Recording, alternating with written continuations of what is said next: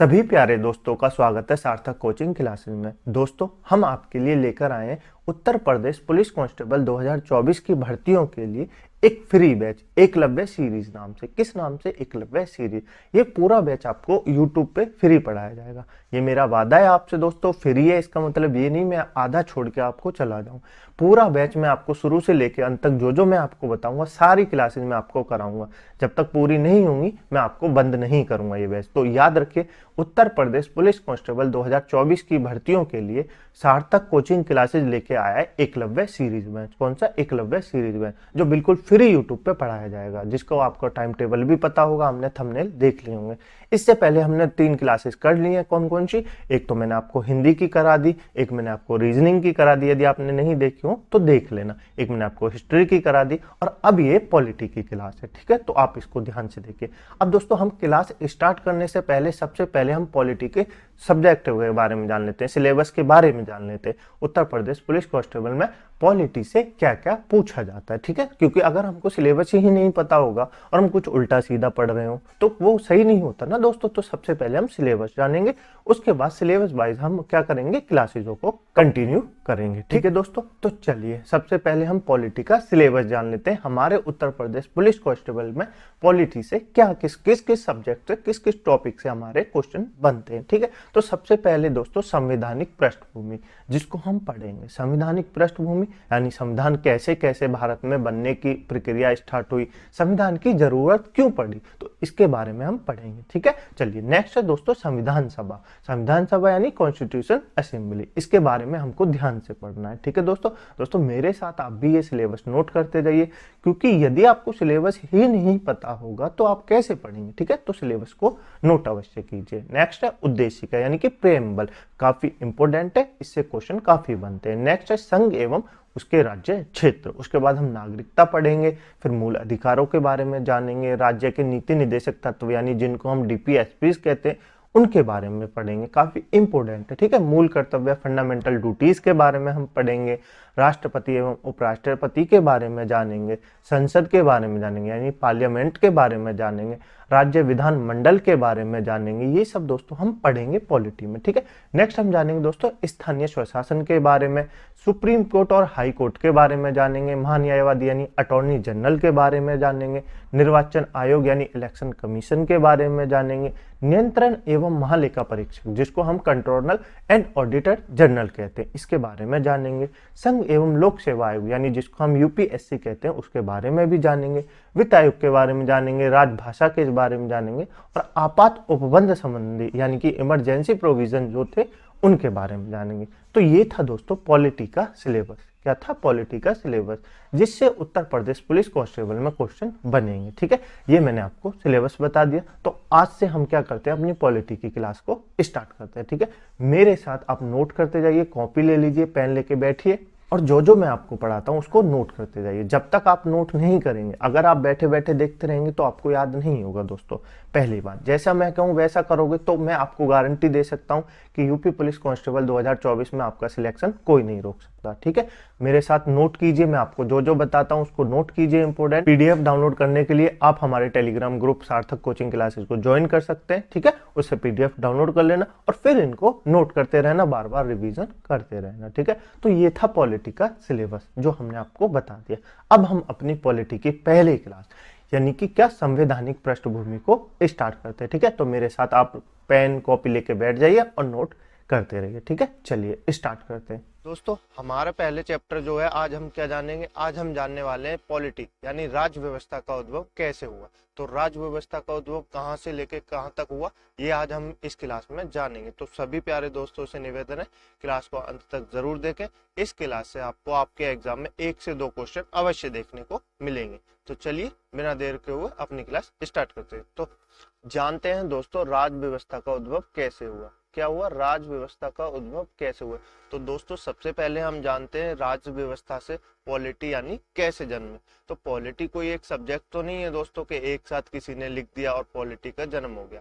Polity क्या है? Polity वो है जिसमें राजनेताओं द्वारा यानी कि राजाओं द्वारा अपने राज्य में किए गए शासन की व्यवस्था को दिखाया गया है या लिखा गया है उसको क्या कहते हैं, उसको कहते हैं पॉलिटी। तो वही पॉलिटी क्या हो गई है, वो हो गई है, पहले क्या थी, पहले राजनीतिक दर्शन था, उसके बाद राज व्यवस्था हो गई। तो सबसे पहले कैसे होती है, राजनीतिक दर्शन से होकर दोस्तों क्या हुआ, पहले राजनीतिक दर्शन आया यानी कि पॉलिटिकल फिलोसफी आई, उसके बाद बहुत साल बाद राजनीतिक विज्ञान आया यानी कि पॉलिटिकल साइंस आई, उसके बाद पॉलिटी आई, यानी कि इस क्रम में जाके पॉलिटी उद्भव हुई। पहले क्या आया, पहले राजनीतिक दर्शन आए, उसके बाद राजनीतिक विज्ञान आई, उसके बाद राज व्यवस्था आई।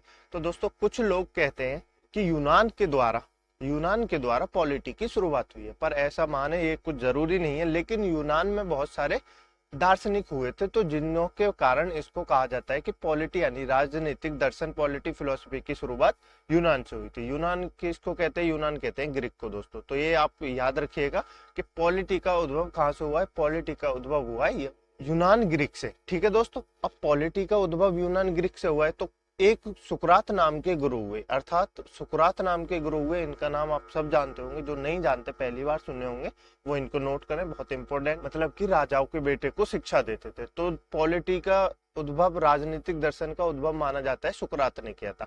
सुकरात ने लेकिन कोई ग्रंथ नहीं लिखा, इसलिए आप इनको इंपोर्टेंट नोट करेंगे। अभी एग्जाम में आपसे पूछा जाए कि सुकरात ने कौन सा ग्रंथ लिखा है, तो सुकरात ने कोई सा ग्रंथ नहीं लिखा है। ठीक है दोस्तों, आप ये इंपोर्टेंट नोट करेंगे। उसके बाद सुकरात के शिष्य हुए प्लेटो। कौन हुए, सुकरात के शिष्य हुए प्लेटो। प्लेटो ने सुकरात के ज्ञान को अपनी पुस्तक रिपब्लिक किसकी पुस्तक है, रिपब्लिक प्लेटो की पुस्तक है। तो आप याद रखेंगे, अपनी पुस्तक रिपब्लिक में सुकरात ने जो ज्ञान दिया था उनको लिख दिया अपनी तरफ से, क्योंकि सुकरात ने तो कोई ग्रंथ नहीं लिखा था।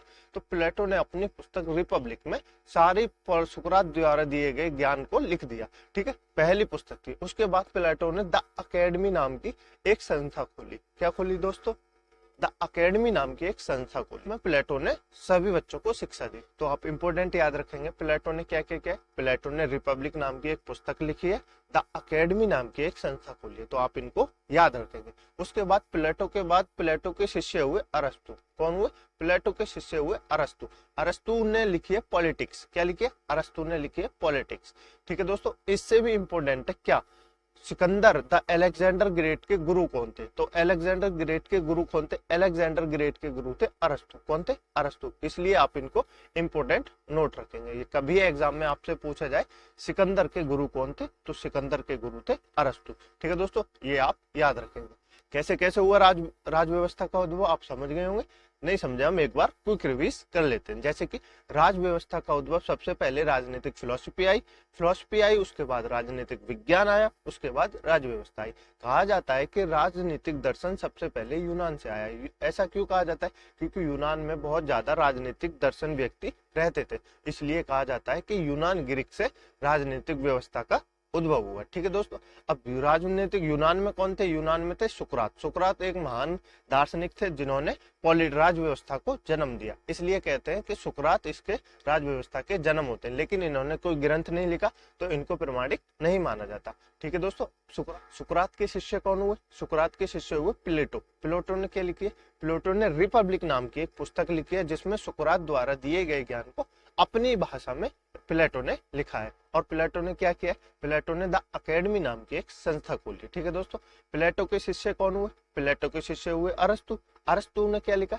अरस्तु ने लिखा पॉलिटिक्स। ठीक है दोस्तों, और पॉलिटिक्स लिखने के बाद अरस्तु को राज व्यवस्था का जनक कहा जाने लगा। ठीक है दोस्तों, अरस्तु कौन थे, अरस्तु थे सिकंदर के गुरु। अरस्तु कौन थे, अरस्तु थे सिकंदर के गुरु। ठीक है दोस्तों, इस स्लाइड से जितने भी क्वेश्चन है आप इन सबको याद रखिएगा। ठीक है दोस्तों, चलिए नेक्स्ट क्वेश्चन की तरफ चलते हैं। अब जान लेते हैं दोस्तों भारतीय राज व्यवस्था। क्या जान लेते हैं, भारतीय राज व्यवस्था। 1 मिनट के लिए हम भारतीय शब्द को थोड़ा अभी नहीं समझेंगे, उससे पहले हम समझ लेते हैं राज व्यवस्था। राज व्यवस्था क्या होती है दोस्तों, जैसे कि हम इस राज व्यवस्था को 2 शब्दों में तोड़ के करेंगे, राज और व्यवस्था। ठीक है दोस्तों, राज्य माने क्या होता है, राज माने होता है राज्य, राज्य माने क्या होता है, राज माने होता है राज्य, और व्यवस्था क्या होती है? व्यवस्था होती है सिस्टम। ठीक है दोस्तों, तो राज्य किसको कहते हैं देख लेते हैं। राज्य किसको कहते हैं? राज्य पहले किसको कहते थे, उसमें बहुत सारे लोगों में मतभेद थे। तो पहले क्या हुआ? एक मॉन्टेविडो कन्वेंशन हुआ। सो सबसे पहले क्या हुआ दोस्तों? पहले हुआ एक मॉन्टेविडो कन्वेंशन, जिसमें 1933 में, ये आपको याद नहीं रखना, इतना नहीं पूछा जाता, पर आप इसको देख लेंगे। ठीक है दोस्तों, मॉन्टेविडो कन्वेंशन हुआ, उसमें क्या किया गया? उसमें कहा गया एक राज्य के पास क्या क्या होना चाहिए। एक राज्य उसको कहा जाएगा जिसके पास भूभाग होना चाहिए, यानी कि एरिया होना चाहिए। एक राज्य किसको कहा जाएगा? जिसके पास जनसंख्या होनी चाहिए, पॉपुलेशन होनी चाहिए। एक राज्य किसको कहा जाएगा? जिसके पास सरकार होनी चाहिए, गवर्नमेंट होनी चाहिए, उसको कहा जाएगा राज्य। ठीक है, और एक संप्रभुत्व होनी चाहिए, सॉवरेनिटी, उसको क्या कहा जाएगा? उसको कहा जाएगा राज्य। अब भारत के पास, भारत 1947 पहले से राज्य था या नहीं, इसके बारे में जान लेते हैं दोस्तों। देखिए, भूभाग तो भारत के पास बहुत सारा था। ठीक है, जनसंख्या भी काफी थी दोस्तों भारत के पास, सरकार भी तो बहुत सारी थी, पहले भी थी अब भी थी। लेकिन भारत के पास सन 1947 से पहले संप्रभुता नहीं थी। क्या नहीं थी? संप्रभुता नहीं थी। संप्रभुता क्या कहते हैं? संप्रभुता होती है दोस्तों निर्णय लेने की स्वतंत्रता। निर्णय लेने की स्वतंत्रता अर्थात आप सोचते रहे होंगे कि भारत के लोगों के पास निर्णय लेने की स्वतंत्रता नहीं थी, लेकिन ऐसा नहीं है। भारत के पास निर्णय लेने की स्वतंत्रता कैसी नहीं थी? जैसे कि भारत को किसके साथ व्यापार करना है, किसके साथ नहीं करना है, इसके लिए ब्रिटिश सरकार का वो लेना पड़ता था। ब्रिटिश सरकार निर्णय लेती थी, लेकिन भारत के पास निर्णय लेने का तो था नहीं। लेकिन 1947 के बाद जब भारत आजाद हुआ तो भारत के पास संप्रभुता आई। संप्रभुता आई यानी कि निर्णय लेने की स्वतंत्रता आई। उसके बाद भारत जिसके साथ चाहे उसके साथ व्यापार कर सकता है, जिसके साथ चाहे नहीं कर सकता। कोई इस पे भारत पे रोक नहीं लगा सकता। तो भारत के पास क्या हो गई? भारत के पास भूभाग है, बिल्कुल है। जनसंख्या है, बिल्कुल है। सरकार है, बिल्कुल, बहुत सारी सरकार है। संप्रभुता है, बिल्कुल है, क्योंकि भारत अब निर्णय खुद ले सकता है, किसी के ऊपर डिपेंड नहीं है कि हमको किसके साथ व्यापार करना है, किसके साथ नहीं करना, किसके साथ मित्रता करनी है, किसके साथ नहीं करनी। तो ये अब भारत अपने आप स्वतंत्र हो गया है। तो भारत क्या हो गया? भारत एक राज्य हो गया है। ठीक है दोस्तों, अब व्यवस्था को जान लेते हैं। व्यवस्था क्या होती है दोस्तों? व्यवस्था होती है सिस्टम। एक राज्य को चलाने के लिए जो व्यवस्थाएं होती हैं, सिस्टम होती है, एक स्टेट को चलाने के लिए जो सिस्टम होते हैं, उसके नियम यानी रूल्स को, अर्थात पूरे शब्दों में कहें तो दोस्तों, किसी राज्य को चलाने के लिए की गई व्यवस्था के नियमों को बनाए रखने के लिए जो पुस्तक या नियम बनाए जाते हैं, उसको संविधान कहते हैं। ठीक है दोस्तों, आपको याद रहेगा। इसकी परिभाषा वैसे पूछी नहीं जाती, पर आप याद रखिएगा। जैसे कि किसी राज्य की व्यवस्था के संचालन के लिए निर्मित मूलभूत कानूनों का समूह संविधान कहलाता है। ठीक है दोस्तों, तो आप इस परिभाषा को भी नोट कर लीजिए अपनी नोटबुक में। ठीक है दोस्तों, आपको पता लग गया राज व्यवस्था क्या होती है। ठीक है दोस्तों, अब चलते हैं हम आगे। चलिए दोस्तों, अब जान लेते हैं दोस्तों संविधान के प्रकार। संविधान कितने प्रकार का होता है दोस्तों? संविधान होता है दो प्रकार का। संविधान दो प्रकार का कैसे होता है दोस्तों? दो प्रकार का होता है। एक होता है दस्तावेज की प्रकृति के आधार पर, और एक होता है राजनीतिक की प्रकृति के आधार पर। ठीक है दोस्तों, अब हम इन दोनों को पढ़ेंगे। संविधान कितने प्रकार का होता है आप नोट कीजिए। संविधान होता है दो प्रकार का। ठीक है दोस्तों, चलिए। तो दस्तावेज के आधार पर दो प्रकार का होता है। एक होता है लिखित संविधान और एक होता है अलिखित संविधान। ठीक है दोस्तों, दस्तावेज की प्रकृति के आधार पर भी दो प्रकार का संविधान होता है। एक होता है लिखित संविधान, एक होता है अलिखित संविधान। लिखित संविधान क्या होता है? दस्तावेज की श्रृंखला के रूप में लिखा गया, यानी कि अर्थात जिसकी सारी श्रृंखलाएं जो कि दस्तावेज के रूप में एक पुस्तक में लिखी गई हैं, उसको लिखित संविधान कहते हैं। ठीक है दोस्तों, अलिखित संविधान क्या होता है? अलिखित संविधान ऐसा नहीं होता उनके पास कोई संविधान नहीं होता, उनके पास सब चीज याद रहती है, ऐसा कुछ नहीं है दोस्तों। लेकिन उनके पास दस्तावेज की प्रकृति के रूप में सभी जो उनके लिखित मतलब संविधान के नियम कानून है, वो एक पुस्तक में नहीं लिखे गए हैं। उनके कानून इसमें रीति रिवाज, उपयोगी और परंपराओं के कारण शामिल है, इसीलिए मतलब उनको अलिखित संविधान कहा जाता है। ठीक है दोस्तों, दस्तावेज के आधार पर भारतीय संविधान है। ठीक है दोस्तों, और अमेरिकी संविधान है। ठीक है, ये भी आप याद रखेंगे। अलिखित संविधान कौन कौन सा है दोस्तों? अलिखित संविधान इंपोर्टेंट है दोस्तों, कई बार एग्जाम में पूछा गया है कि कौन निम्नलिखित में से कौन सा संविधान अलिखित है। तो आप याद रखिएगा, सभी दोस्तों को याद रहता है ब्रिटिश। तो हमने आपके लिए बहुत सारे नाम लिख दिए हैं जो कि इंपॉर्टेंट है। एक तो ब्रिटिश संविधान हो गया, और एक कनाडा संविधान हो गया, एक इजराइल संविधान हो गया, एक न्यूजीलैंड संविधान हो गया, और एक सऊदी अरब संविधान हो गया, तो आप इसको भी नोट रखेंगे। कौन कौन से संविधान हो गए? एक तो ब्रिटिश संविधान तो याद हो गया, आपको सबको याद होता है। एक हो गया कनाडा का संविधान, एक हो गया इजराइल का संविधान, एक हो गया न्यूजीलैंड का संविधान, एक हो गया सऊदी अरब का संविधान। क्योंकि एग्जाम में अब ब्रिटिश संविधान नहीं पूछा जाता, क्योंकि ये बहुत आसान है, सबको याद रहता है। तो आप बाकी को नाम भी अपनी नोटबुक में नोट रखिएगा, ठीक है दोस्तों। अब जानते हैं राजनीतिक के आधार पर कितने प्रकार का संविधान होता है। राजनीतिक के आधार पर दो प्रकार का संविधान होता है, एक होता है एकात्मक संविधान, एक होता है संघीय संविधान, ठीक है दोस्तों। एकात्मक संविधान क्या होता है दोस्तों? एकात्मक संविधान होता है ऐसा संविधान जिसमें सभी शक्तियां केंद्र में समाहित हो, अर्थात ऐसा संविधान जिसमें एक ही यानी कि केंद्र में ही सारी शक्तियां समाहित हो, उसको कहते हैं एकात्मक संविधान। जैसे कि कौन कौन से देश में ऐसा संविधान है? ऐसा संविधान है ब्रिटिश में और फ्रांस में, ठीक है दोस्तों। और संघीय संविधान क्या होता है दोस्तों? संघीय संविधान होता है ऐसा संविधान जिसमें केंद्र और राज्यों के बीच शक्तियों का विभाजन हो। ऐसा संविधान कहाँ पर है दोस्तों? ऐसा संविधान है अमेरिका, कनाडा और ऑस्ट्रेलिया में। अब आप कहेंगे दोस्तों भारत का संविधान कैसा है? तो भारत का संविधान है अर्धसंघीय संविधान। कैसा है दोस्तों?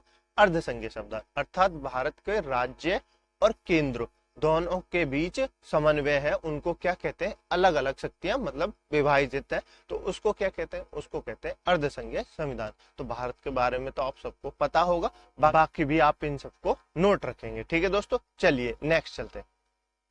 नेक्स्ट जान लेते हैं दोस्तों इंपोर्टेंट फैक्ट, ठीक है दोस्तों। संविधान के बारे में जो इंपोर्टेंट फैक्ट है जिनको हम कहीं नहीं पढ़ सकते, उनको हम यहाँ जान लेते हैं, ठीक है दोस्तों। इंपोर्टेंट फैक्ट आप अपनी नोटबुक में नोट कर लीजिए इंपोर्टेंट फैक्ट के नाम से, ठीक है दोस्तों। तो इंपोर्टेंट फैक्ट क्या है? सबसे बड़ा संविधान कौन सा है ये आपको बताना है। लेकिन संविधान दो प्रकार का होता है, एक होता है अनुच्छेद के आधार पर, एक होता है शब्दों की संख्या के आधार पर। तो हमसे क्या पूछा गया है? हमसे पूछा गया है अगर आपको एग्जाम में लिखा हुआ मिले कि सबसे बड़ा संविधान अनुच्छेद के आधार पर कौन सा है, तो आपको अलग जवाब देना है। और पूछे कि सबसे बड़ा संविधान शब्दों के आधार पर कौन सा है, तो आपको अलग जवाब देना है। लेकिन सबसे बड़ा संविधान अनुच्छेद और शब्दों के आधार पर सिर्फ एक ही है, वो है भारत। इस सबका एक ही जवाब है, वो है भारत। भारत का संविधान सबसे बड़ा है अनुच्छेद और शब्दों की संख्या के आधार पर, ठीक है दोस्तों। भारत के संविधान में कितने अनुच्छेद है? अनुच्छेद है 395, ठीक है दोस्तों। तो आपसे पूछेगा एग्जाम में कि भारत के संविधान में कितने अनुच्छेद है, तो आपको याद रखने 395 अनुच्छेद है, ठीक है दोस्तों। भारत में के संविधान में शब्द कितने? भारत के संविधान में टोटल लगभग 1.5 लाख शब्द है, ठीक है दोस्तों। कितने शब्द है? टोटल लगभग 1.5 लाख शब्द है, ठीक है दोस्तों। उसके बाद समझते हैं सबसे छोटा संविधान। जैसे कि हमने पढ़ा सबसे बड़ा संविधान कौन सा है, उसी प्रकार समझेंगे सबसे छोटा संविधान कौन सा है। तो अनुच्छेद के आधार पर तो सबसे छोटा संविधान अमेरिका का है। किसका है? अमेरिका का है। लेकिन आपको एक फैक्ट याद रखना है, अमेरिका का संविधान 1789 में बनके, यानी कि दुनिया का सबसे पहला संविधान कौन सा है? दुनिया का सबसे पहला संविधान है अमेरिका का, जो सबसे पहले 1789 में बनाया गया था। इसमें कितने अनुच्छेद है? इसमें 7 अनुच्छेद है। तो आपको याद रखना है सबसे छोटा संविधान अनुच्छेद के आधार पर कौन सा है? अमेरिका का है। उसके बाद पूछेगा सबसे छोटा संविधान शब्दों के आधार पर कौन सा है, तो शब्दों के आधार पर कौन सा है? मोनाको का संविधान है। कौन सा है दोस्तों? मोनाको का संविधान सबसे छोटा संविधान है। आपको ये याद रखना है। कितने वर्ड है इसमें? 3814 वर्ड है, ठीक है दोस्तों। तो ये फैक्ट आपको याद रखने। सबसे छोटा संविधान कौन सा है? अनुच्छेद के आधार पर अमेरिका का है, जिसमें 7 संविधान है। 1789 में ये बनकर तैयार हुआ था, ठीक है दोस्तों। दुनिया का सबसे पहला संविधान है। छोटा संविधान किसका है? सबसे छोटा संविधान है मोनाको का, ठीक है दोस्तों। उसके बाद एक और इम्पोर्टेंट फैक्ट है जो आपको परीक्षा में बहुत इंपोर्टेंट नोट करना है, एक वो क्या है? सबसे नवीनतम संविधान कौन सा है। जैसे सबसे बड़ा संविधान है, सबसे छोटा संविधान है, सबसे पुराना भी संविधान हमने पढ़ लिया, किसका संविधान है? अमेरिका का। उसी तरह हमको पढ़ना है सबसे नवीनतम संविधान किसका है। तो दोस्तों नोट की मोस्ट इंपोर्टेंट किससे नवीनतम संविधान किसका है दोस्तों? सबसे नवीनतम संविधान है नेपाल का। नेपाल का संविधान कब बना? 20 सितंबर 2014 को नेपाल का संविधान बना था। तो आपको ये याद रखना है सबसे नवीनतम संविधान किसका है? नेपाल का है, 20 सितंबर 2014 को बना। सबसे पुराना संविधान किसका है? सबसे पुराना संविधान अमेरिका का है, 1789 में बना। सबसे छोटा संविधान किसका है अनुच्छेद के आधार पर? वो भी अमेरिका का है। सबसे छोटा संविधान शब्दों के आधार पर कौन सा है? मोनाको का है। सबसे बड़ा संविधान किसका है अनुच्छेद और शब्दों के आधार पर? सबसे बड़ा संविधान है भारत का, ठीक है दोस्तों। अब दोस्तों हम अपने क्वेश्चन की तरफ चलते हैं। इस क्लास से कौन कौन से इंपोर्टेंट क्वेश्चन बन सकते हैं और कैसे कैसे बन सकते हैं वो मैंने आपको दिए हुए हैं, ठीक है दोस्तों। चलिए अपने क्वेश्चनों को सॉल्व करते हैं। क्वेश्चनों को ध्यान से सॉल्व कीजिए, क्योंकि आप यहाँ सॉल्व कर पाएंगे तभी आप एग्जाम में सॉल्व कर पाएंगे। मुझे उम्मीद है आपसे सारे क्वेश्चन सॉल्व हो जाएंगे। ठीक है दोस्तों, चलिए अपने क्वेश्चनों की तरफ चलते हैं। हमारा पहला क्वेश्चन है दोस्तों, प्लेटो की पुस्तक का नाम क्या है? बताइए दोस्तों, मैंने आपको इंपोर्टेंट नोट कराया था, प्लेटो की पुस्तक का नाम क्या है? बताइए जरा दोस्तों, प्लेटो की पुस्तक का नाम क्या है? प्लेटो की पुस्तक का नाम क्या है दोस्तों? प्लेटो की पुस्तक का नाम है रिपब्लिक। क्या है दोस्तों? प्लेटो की पुस्तक का नाम है रिपब्लिक। इंडिका किसकी पुस्तक है दोस्तों? बताइए, इंडिका किसकी पुस्तक है? इंडिका है मेगास्थनीज की पुस्तक। किसकी पुस्तक है दोस्तों? इंडिका है मेगास्थनीज की पुस्तक। ठीक है दोस्तों, किसकी है? मेगास्थनीज की। ठीक है दोस्तों, अर्थशास्त्र किसकी पुस्तक है? अर्थशास्त्र है चाणक्य की। किसकी पुस्तक है? अर्थशास्त्र है चाणक्य की। ठीक है दोस्तों, यानी कौटिल्य, और जिनका नाम विष्णुगुप्त भी है। ठीक है दोस्तों, पॉलिटिक्स किसकी है? पॉलिटिक्स है दोस्तों अरस्तु की। किसकी है दोस्तों? पॉलिटी है अरस्तु की। ठीक है दोस्तों, ये भी आप याद रखेंगे। ठीक है दोस्तों, चलिए नेक्स्ट चलते हैं। नेक्स्ट क्वेश्चन है दोस्तों, निम्नलिखित में से कौन से देश का संविधान अलिखित नहीं है? मैंने आपको इंपोर्टेंट नोट कराए थे, ब्रिटेन तो सबको याद रहता है, लेकिन बाकी भी मैंने आपको नोट कराए थे कि इंपोर्टेंट नोट रखिए दोस्तों एग्जाम में। अब ब्रिटेन नहीं आता है, उसके अलावा बाकी सब आते हैं। तो बताइए निम्नलिखित में से कौन सा देश का संविधान अलिखित नहीं है? तो आप बताएंगे अमेरिका। अमेरिका का संविधान अलिखित नहीं है, अमेरिका का संविधान लिखित है। ठीक है दोस्तों, लेकिन सबसे छोटा संविधान किसका है? सबसे छोटा संविधान अमेरिका का है, अनुच्छेद के आधार पर। ये आपको याद रखना है। ठीक है, ब्रिटेन का और इजराइल और कनाडा का संविधान कैसा है? अलिखित है। बाकी किसका है बताइए जरा, मैंने आपको बताया था सऊदी अरब। किसका है दोस्तों? सऊदी अरब का संविधान कैसा है? सऊदी अरब का संविधान है दोस्तों कैसा है? अलिखित संविधान है। ठीक है दोस्तों, उसके बाद किसका है? न्यूजीलैंड। किसका है दोस्तों? न्यूजीलैंड का संविधान कैसा है? न्यूजीलैंड का संविधान है अलिखित। ठीक है दोस्तों, ये आपको याद रखना है। लेकिन दोस्तों बता रहा हूँ दोस्तों, आपको ब्रिटेन सबको याद रहता है, लेकिन अब ब्रिटेन एग्जाम में नहीं पूछा जाता। बाकी सब भी आप याद रखेंगे, इंपोर्टेंट नोट करेंगे। ठीक है दोस्तों, चलिए नेक्स्ट चलते हैं।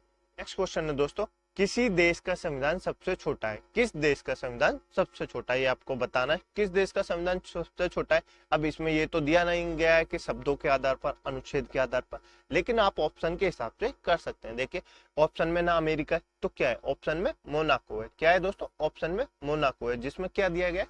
संविधान का सबसे छोटा, देश का सबसे छोटा संविधान मोनाको का है, जिसमें 3814 वर्ड। ठीक है, अगर अमेरिका का दिया होता है या कहा जाता है अनुच्छेद के आधार पर, तो ऑप्शन में अमेरिका जरूर दिया जाता है। ठीक है दोस्तों, ये आपको याद रखना है। भारत का संविधान कैसा है? भारत का संविधान है सबसे बड़ा। ठीक है दोस्तों, कैसा है भारत का संविधान? दुनिया का सबसे बड़ा अनुच्छेद और शब्दों के आधार पर संविधान है। ठीक है दोस्तों, चलिए नेक्स्ट चलते हैं। नेक्स्ट क्वेश्चन है दोस्तों, भारत का संविधान किस रूप का है? भारत का संविधान किस रूप का है? मैंने आपको बताया था दोस्तों, बताइए भारत का संविधान किस रूप का है? भारत का संविधान है अर्धसंघीय रूप का। किस रूप का है? भारत का संविधान है अर्धसंघीय रूप का। अर्धसंघीय क्या होता है, मैं आपको एक बार फिर से बता देता हूँ दोस्तों। अर्धसंघीय वो होता है जिसमें राज्य और केंद्र के बीच शक्तियों का बंटवारा होता है, लेकिन केंद्र में अधिक शक्तियां होती हैं, वो ही होता है अर्धसंघीय संविधान। क्या होता है दोस्तों? अर्धसंघीय संविधान होता है। ठीक है दोस्तों, एकात्मक संविधान क्या होता है? एकात्मक संविधान होता है जिसमें सारी शक्तियां केंद्र में नहीं होती हो, यानी कि अर्थात एक ही तरफ सारी शक्तियां हो, तो उसको क्या कहते हैं? एकात्मक संविधान, जैसे कि ब्रिटेन का संविधान। ठीक है दोस्तों, संघीय संविधान क्या होता है? संघीय संविधान ऐसा होता है जिसमें राज्य और केंद्र के बीच अलग अलग शक्तियां हो, उसको कहते हैं संघीय संविधान, जैसे कि अमेरिका का संविधान। ठीक है दोस्तों, अब चलते हैं नेक्स्ट क्वेश्चन की तरफ। नेक्स्ट क्वेश्चन है दोस्तों, विश्व का सबसे नवीनतम संविधान किस देश का? बताइए दोस्तों, मैंने आपको बताया था विश्व का सबसे नवीनतम संविधान किस देश का, ये आपको बताना है। तो विश्व का सबसे नवीनतम संविधान किस देश का है दोस्तों? विश्व का सबसे नवीनतम संविधान है नेपाल का। किसका है दोस्तों? विश्व का सबसे नवीनतम संविधान है नेपाल का। कब बन के तैयार हुआ था बताइए जरा? 20 सितंबर, क्या हुआ था? 20 सितंबर 2014 को। कब हुआ था दोस्तों? 20 सितंबर 2014 को संविधान बन के तैयार हुआ था। ठीक है, और सबसे पुराना किस देश का संविधान है? सबसे पुराना है अमेरिका का संविधान। किसका संविधान है? अमेरिका का संविधान। कब बन के तैयार हुआ था? 1789 में। ठीक है दोस्तों, 1789 में अमेरिका का संविधान बन के तैयार हुआ था। ठीक है दोस्तों, ये आपको याद रखना है। चलिए, ये दोस्तों आप सबके लिए होमवर्क का क्वेश्चन है, इसका आंसर कमेंट बॉक्स में जरूर दीजिएगा दोस्तों। मुझे उम्मीद है आपको क्लास समझ में आई होगी दोस्तों। इस क्लास की पीडीएफ डाउनलोड करने के लिए हमारे टेलीग्राम ग्रुप को ज्वाइन कर सकते हैं, जिसकी लिंक मैंने आपको नीचे डिस्क्रिप्शन में दे रखी है। ठीक है दोस्तों, यदि आपको वीडियो अच्छी लगी हो, क्लास अच्छी लगी हो, तो वीडियो को लाइक कीजिए, चैनल को सब्सक्राइब कीजिए और दोस्तों में जरूर शेयर कीजिएगा। ठीक है दोस्तों, मिलते हैं, और क्वेश्चन का आंसर कमेंट बॉक्स में जरूर बताइएगा। ठीक है दोस्तों, जय हिंद, जय भारत। थैंक यू दोस्तों।